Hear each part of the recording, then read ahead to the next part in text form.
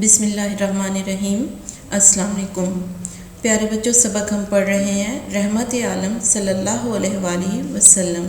جتنا سبق ہم پڑھ چکے ہیں آج ہم اس سے آگے پڑھیں گے، تو آئیے سبق کو شروع کرتے ہیں۔ ایک دفعہ نبی کریم صلی اللہ علیہ وآلہ وسلم نے دیکھا کہ ایک غلام آٹا پیس رہا ہے اور ساتھ ہی درد سے کراہ رہا ہے۔ پیارے بچوں، تکلیف کی وجہ سے یا درد کی وجہ سے ہمارے منہ سے جو ہائے ہائے کی آواز نکلتی ہے اسے کراہنا کہتے ہیں۔ تو آپ صلی اللہ علیہ وآلہ وسلم نے ایک بار ایک غلام کو آٹا پیستے ہوئے اور تکلیف میں کراہتے ہوئے سنا۔ آپ صلی اللہ علیہ وآلہ وسلم اس کے قریب گئے تو پتہ چلا کہ وہ بیمار ہے اور اس کا ظالم آقا اسے چھٹی نہیں دیتا۔ آقا یعنی مالک۔ آپ صلی اللہ علیہ وآلہ وسلم نے یعنی اس کے پاس جب پوچھا اس کے کراہنے کی وجہ، تو اس نے بتایا کہ وہ بیمار ہے اور اس کا جو ظالم مالک ہے اسے چھٹی نہیں دے رہا۔ آپ صلی اللہ علیہ وآلہ وسلم نے اسے آرام سے لٹا دیا اور سارا آٹا خود پیس دیا۔ جی پیارے بچوں، آپ صلی اللہ علیہ وآلہ وسلم نے کیا کیا؟ اس کو کہا، اس سے فرمایا کہ آرام سے لیٹ جاؤ اور اس کا کام خود کر دیا۔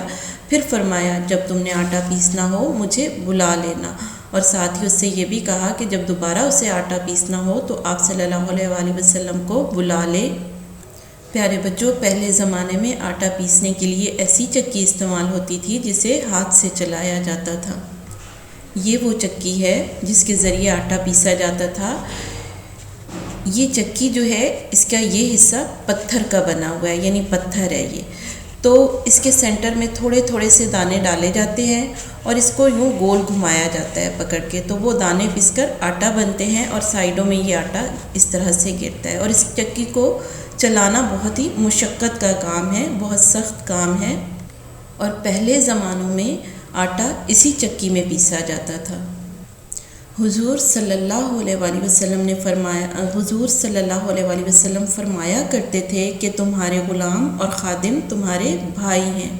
جی پیارے بچوں، آپ صلی اللہ علیہ وآلہ وسلم کیا فرماتے تھے کہ جو تمہارے نوکر ہیں یا ملازم ہیں وہ تمہارے بھائی ہیں، یعنی تمہارے لیے ایسے ہی ہیں جیسے تمہارے بھائی۔ تو ان کے ساتھ اپنے بھائیوں جیسا سلوک کیا کرو، ان کے ساتھ بھائیوں کی طرح ہی پیش آیا کرو۔ اللہ تعالیٰ نے ان کو تمہارے ماتحت کر دیا ہے، یعنی وہ تمہارے حکم کے تابع ہیں۔ ہر مسلمان کو چاہیے کہ جو کھانا خود کھائے اپنے غلام اور خادم کو بھی وہی کھانا کھلائے۔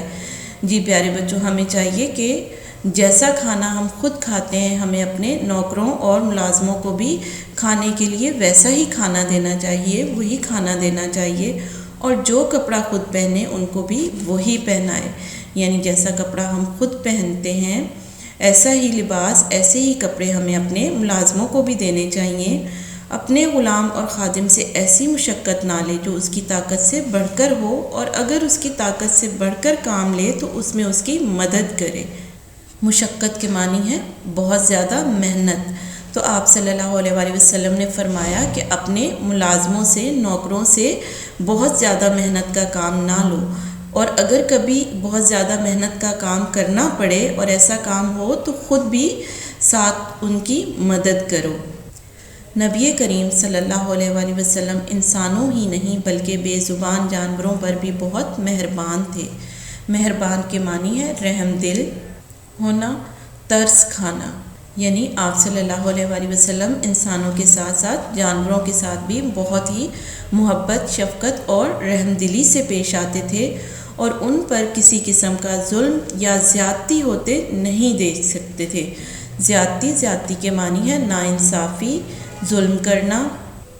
حضرت محمد رسول اللہ خاتم النبیین صلی اللہ علیہ وآلہ وسلم نے جانوروں اور پرندوں کا خیال رکھنے کی نصیحت کی ہے۔ جی پیارے بچوں، خاتم النبیین کے معنی ہے اللہ تعالیٰ کے آخری نبی، جن پر انبیاء علیہ السلام کے آنے کا سلسلہ ختم ہو گیا، ان کے بعد کوئی نبی نہیں آئے۔ ایک مرتبہ صحابہ رضی اللہ تعالیٰ عنہ نے چڑیا کے گھونسلے سے اس کے بچے اٹھا لیے۔ ایک مرتبہ کیا ہوا کہ صحابہ نے ایک چڑیا کے گھونسلے سے اس کے بچے اٹھا لیے، چڑیا سر پر منڈلانے لگی۔ پرندے جو گول دائرے میں چکر لگاتے ہیں اسے منڈلانا کہتے ہیں۔ تو جب انہوں نے چڑیا کے بچے اٹھا لیے تو چڑیا ان کے سروں پر آ کر منڈلانے لگی۔ اللہ کے آخری نبی حضرت محمد رسول اللہ خاتم النبیین صلی اللہ علیہ وآلہ وسلم نے پوچھا کہ یہ چڑیا کیوں پریشان ہے۔